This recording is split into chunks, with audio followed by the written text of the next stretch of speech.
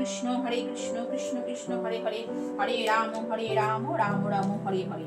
সপ্তম অধ্যায় জ্ঞান ও বিজ্ঞান যোগ। জয় রাধে, জয় গোপাল। তো বন্ধুরা, আপনাদের মধ্যে অনেকেই হয়তো জানেন না যে 12ই জানুয়ারি আমার মা আমাদেরকে ছেড়ে পরলোক গমন করেছেন।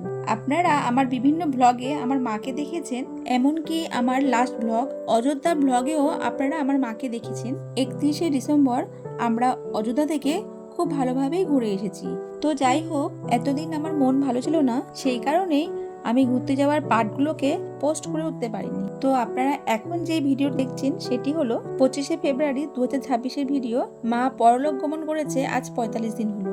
তো এখানে আমরা ভাই বোনরা মিলে মায়ের উদ্দেশ্যে গীতা পাঠ এবং কীর্তন করলাম। মায়ের আত্মার শান্তি কামনা করি। এরপরে আমি আমার ঘুরতে যাওয়ার পার্টগুলো ধীরে ধীরে পোস্ট করব এবং সেখানেও হয়তো আপনারা আমার মাকে দেখতে পাবেন। মায়ের জন্য প্রার্থনা করবেন তিনি যেন ভগবানের চরণে ঠাঁই পান। এইটুখানি বলার ছিল। দেখা হবে পরের ভিডিওতে।